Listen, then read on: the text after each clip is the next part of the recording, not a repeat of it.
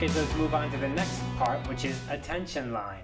Attention line helps a letter get to who it needs to get to. Now, in your email, you usually just have a to. In a letter, you can add an attention line, but you can also do this inside of your email, where you're actually saying that I'm sending this letter to, but I want it to go extra to a specific person. So let me just give you a quick example. It's a little bit hard to understand, right? So let's say I have an inquiry or a sales letter, and I want to try to get the attention of someone inside of a company. So I can send this letter to the marketing department, let's say. But inside the marketing department, there is a person named Ms. Smith. So Ms. Smith is the person I want this to get to. But I'm going to send it to the marketing department. So what happens? This letter will go to the marketing department, but it will be attention, Ms. Smith. Now, what does that mean in reality? It's a very good thing to understand, is that this letter goes to the marketing department. Anyone there can open it and begin to work on it, and then they will pass it on to Ms. Smith. But if you wrote your letter to Ms. Smith, and what if Ms. Smith is busy? No one can open that except her. What if Ms. Smith has left the company, or maybe she's taken a vacation? Now your letter must wait for her to come back, maybe 2 weeks or 3 weeks. That's not a way to do business. So a much better approach is we send the letter to something bigger, like the whole company or a department, and then we say to a person. But if that person is not there, that person is busy or something has happened, then someone else inside that to can open and address the letter, take care of the letter. So let me go over that one more time. Let's say that we're sending this to the marketing department, and attention Ms. Smith. So who can open it? Anyone here. What if Ms. Smith is not in the company anymore, or what if Ms. Smith is on vacation? No problem. Anyone inside the marketing department can open it. What if Ms. Smith is there and she's okay and she's not busy today? They will pass it on to her right away and she will respond to it. So you can see the way we write the attention line is like this, but you can see up here is who is this letter to. So in this case, is a great example. It's going to this whole company. Someone in the company needs to open this letter. Who? Anyone. I don't really care who. But I do know that I want the letter to go to Greg Rogers. Eventually, I want it to get to him. If he's not there, someone else please take care of this letter. Let's take another example here. This is a somewhat different example, a little bit more general. So here, this is to, and then we have the address. So this is the address of the receiver. And then down here we have the attention line. So in the to, it's the whole company. This whole company I'm sending it to.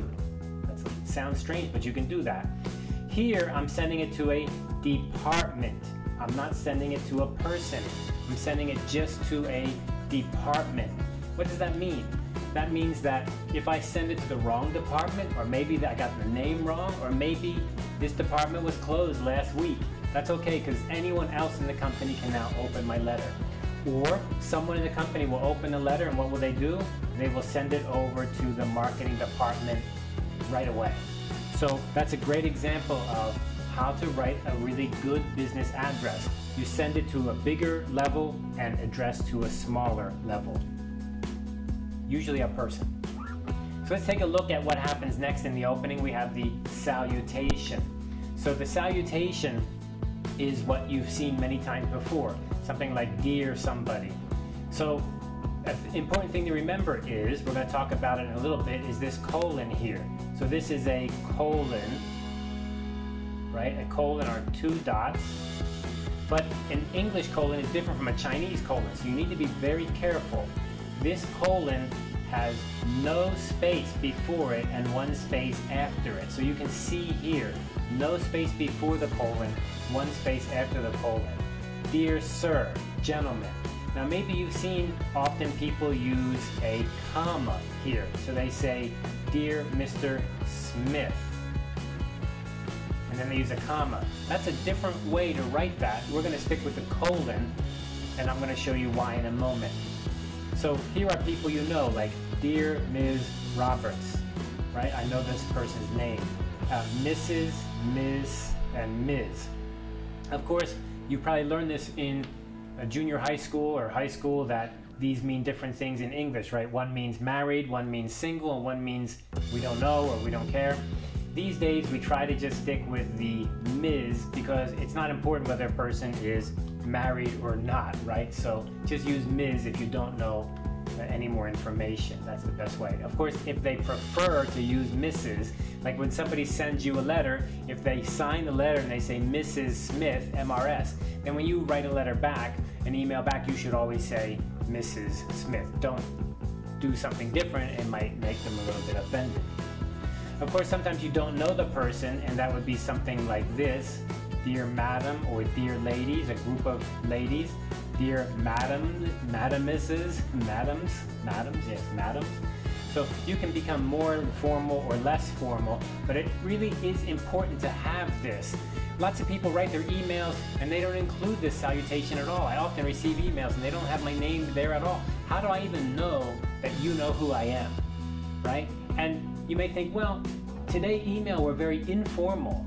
Well, the reason for doing this is not to be formal. The reason for doing this is to know that I'm not getting junk mail, that you're not wasting my time, that you know who I am. And it's always going to pay off for you to be formal in business. You're never going to lose something by being formal. So we have many different ways we can do this. If it's addressed to one person or two people, or it can be addressed to an organization, like here, gentlemen, ladies and gentlemen. And sometimes you don't know who it's to. In that case, we can say, to whom it may concern. I have no idea who's going to get this. I don't know who they are, but I can say, to whom it may concern. So these are great ways, and your QBL program has many examples to help you.